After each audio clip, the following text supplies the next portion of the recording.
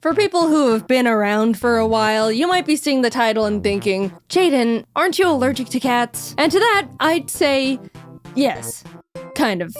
I'm actually not sure anymore. And for the people who know anything about me, you might see the title and think, Jaiden, cats are literally the #1 natural predator to birds. And to that, I also say, yes, that one's 100% proven fact. So let me back up a bit and explain how we got here, because all the cards in the world were stacked against the idea of me getting a cat. Growing up, I was irrefutably and absolutely allergic to cats. My best friend had like 3 of the things, and every time I would hang out or sleep over at her house, I would be a sneezy, watery-eyed, snotty mess.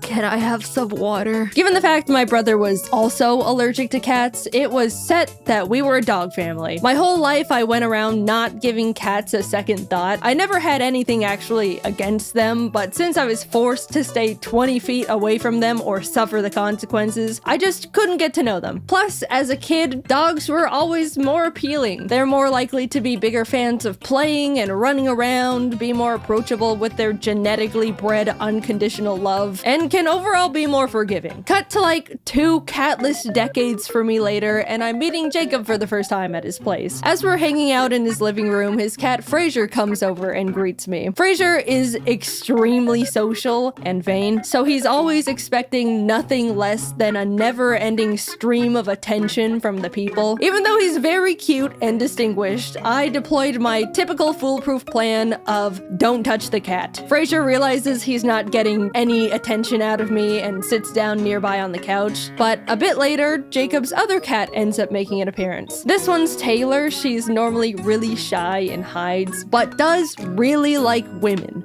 which I am. Taylor ended up crawling onto me and making herself really comfy in my womanly lap. Jacob, knowing I'm allergic, offered to take her away, but this was actually the first time a cat has ever done something like this to me. I've always been a bit of a cat magnet, if you want to call it that, because I act like they don't exist, which they interpret as me not pushing their boundaries and creating a comfortable environment for them to come up to me on their own terms. But never have I felt like a cat has chosen me like this before. I told Jacob I'm happy to let her stay comfortable on me, and I'll just reap the consequences of my sewing later on. This was my first extremely positive experience with the cat, and I honestly felt really happy and special and wanted to enjoy it. A few hours later, I'm saying my goodbyes, and during the drive back home, I realized I was completely fine. No sneezing, no itchy eyes, straight up nothing. I was so confused and curious. Thus, the start of my little cat experiment began. Every time I went over to Jacob's place, I would let the cats be as social as they wanted with me. If Taylor wanted to sit by me, I'd let her. If Fraser wanted attention, I would pet him. At one point, while we were watching a movie, Taylor literally decided to lay down on my neck, filling every one of my breaths with cat dander and hair. And you know what happened? No reaction, not even a little drip of mucus. Somehow, sometime, I'd grown out of my cat allergy and never noticed. Apparently, every 7 years, people's allergies have the chance to change. Maybe being surrounded by my friends' cats all throughout my childhood could have helped my body get more familiar with them. Either way, I've now unlocked the skill to survive cats. Oh, guys, it was incredible. Now that I'd been freed from my shackles, I immediately started taking time to get to know cats more. Instantly, they felt so much more cute and cool and approachable, and I was really starting to like them more, especially since every time I would hang out at Jacob's place, Taylor would walk over and be around me and purr, and oh, it was amazing to be loved by a cat. So I really like cats now. And after some time, I decided I wanted one too. Jacob and I decided to peruse a local cat rescues website just to see what cats were available. I don't want to get one right away. There's a lot I have going on, but it doesn't hurt to— oh my god, that one! I want that one so bad. It's so cute. What's its name? Tostada? Tostada, my beloved. We have to send in an application. We have to. Hi, my name's Jaiden. I love this cat. Please let me adopt it. Please. What? You guys know me. I'm weak-willed and impulsive. My first mistake was liking cats to begin with. The rescue reached out a few days later for a cat screening interview to make sure we would be a good fit to be cat parents. After being approved, they told us we could pick any cat we wanted that was in their care. Of course, I asked about Tostada, but we were given the unfortunate news that she had already been adopted.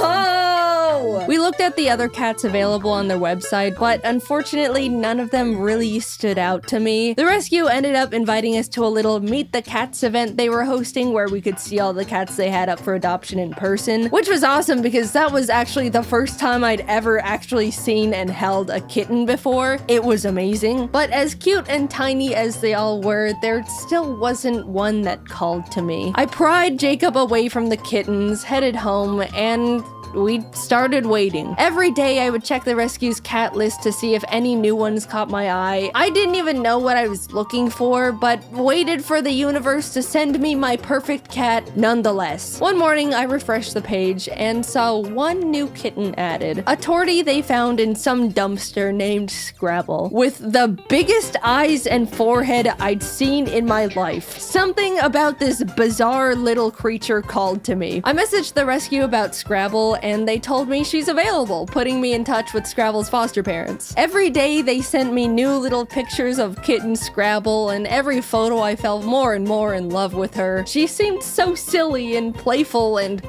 those eyes. We got on a video call and they told me all about how big of a personality she has. Out of the 5 other kittens they were fostering, she was by far their favorite. The whole time we were talking, Scrabble was flipping around in their arms and looking at the camera with her giant orbs. I left that call knowing I found my cat. I needed to have little kitten Scrabble. Meeting her in person only cemented it. She was shy at first, but after flinging around her worm toy, she immediately started hopping around and being the life of the party. I talked a lot to her foster parents and they just gushed about how they wish they could keep her since they all loved her so much. Even though the rescue called her Scrabble, obviously that was more of a placeholder name. The foster parents called her Cammy, but neither of those really fit to me. However, I knew one name that I liked.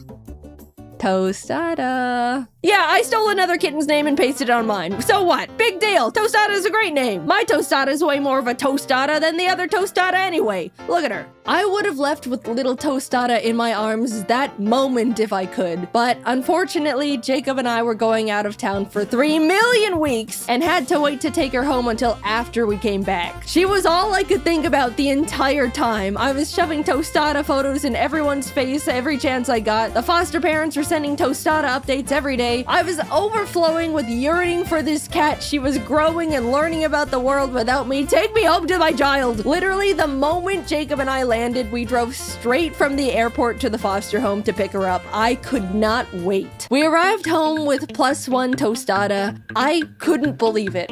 I have a mammal now. And sorry, other mammal owners, but it's the best mammal in the whole wide universe. Jacob and I spent the entire day playing with her, letting her get used to her new surroundings. She was so cute and so tiny. Here's a video of her eating wet food with a big old chomp. As someone who's owned birds for 7 years at that point, it felt so strange to have a pet that was significantly less fragile. And also draws significantly less blood. You mean this thing can't fly up and get hit by the ceiling fan? Insane! I've had Tostada for a while now. She's 2 years old at the time of me posting this, and let me tell you, this thing has become a creature. First of all, eyes, still giant, and she never blinks. Look at this. She was sitting on my desk looking like that long enough for me to notice, get my phone out of my pocket, pull up the camera app, put the camera in her face, and take a photo.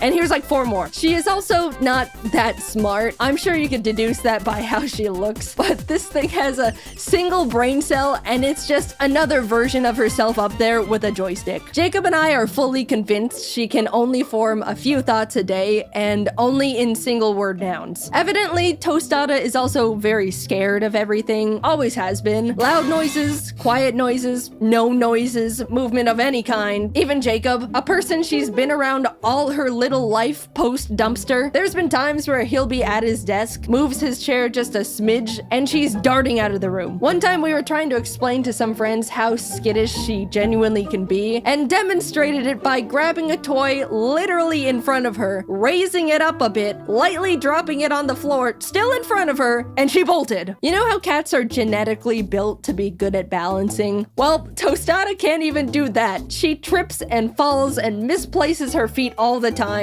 On multiple occasions, she has tried to walk across my L-shaped desk and just missed and fell down. That's like the one thing that makes a cat, and nope, doesn't hit the mark there either. She's gotten better, but as a kitten, Tostada couldn't even jump. After I built her first cat tower, I watched as she attempted to jump up to the second level, not quite make it, and had to slam her arms down on the thing to hoist herself up like she was mountain climbing. But oh, is she the sweetest little thing. When I got a cat, I was expecting it to want its own space, come around when it wants, you know, general cat things. But this creature follows me from room to room with those high beams of hers. She sits on my lap while I'm at my computer, lays on my giant Pokemon plushes, mostly just looks up at me from the floor and just stares. When I'm sleeping, she'll just crawl into bed and tuck herself up right next to me. Look at all these photos of her straight up on me when I'm sleeping.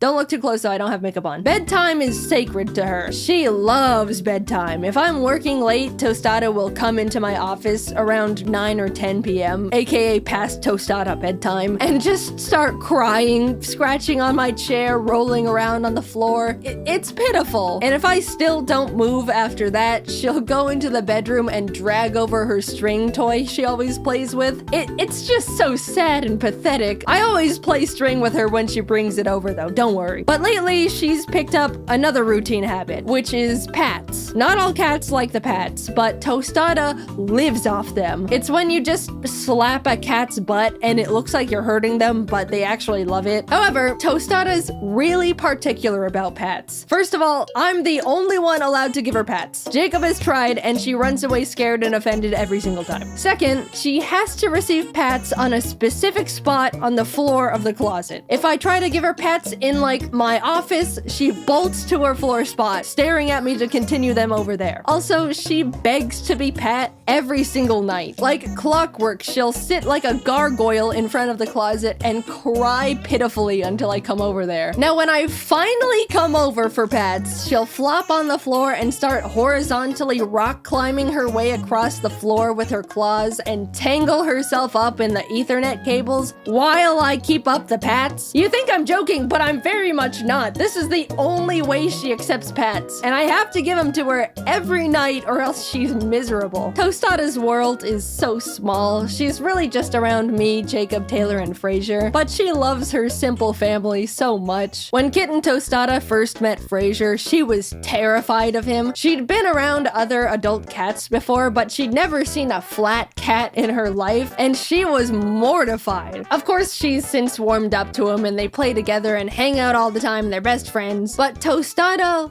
loves Taylor. Always has. She looks up to Taylor like a little baby sister admiring her cool, awesome older sibling. Unfortunately, Taylor hates it. They literally have a SpongeBob Squidward type of sibling relationship, and Tostada is so oblivious to it. Taylor has annoyingly swatted at Tostada so many times just for existing around her that Tostada now thinks it's a fun little game they play and will start chasing and swatting back at Taylor happily, not understanding cat social cues. Of course, never in a way that's too far, but just enough to get on Taylor's nerves even more. Between the three of them, they all have such different little personalities and relationships to each other. It's made our lives so much more entertaining. And to anyone concerned about the birds, don't worry. I've got Ari and Tofu very separated from the cats. They're safe in their own blocked off room connected by a double door system that ensures no possible interaction between bird and cat. If anyone is thinking about getting cats and birds as pets, it is possible, but just make sure the two are very separate, especially if you have small smaller birds like conures or budgies. I'm sure there's people out there that have trained their cats to be fine around a pet bird, but to me, all it takes is one accident or attack for you to just not have a bird anymore. Plus, having the two of them takes a huge amount of time and commitment. I've said it before and I'll say it forever. I love my birds to death, but they do not make good pets for the very large majority of people. In terms of allergies, I do think I was originally still a little bit allergic to Tostada, ironically. When I first got her, I was sneezy and sniffling, nothing allergy pills couldn't fix, and it never was as bad as my original cat allergy, but I think I've been growing out of that one too, because nowadays I don't have any reaction to her at all. Bodies are a mystery. I am building my immunity to everything.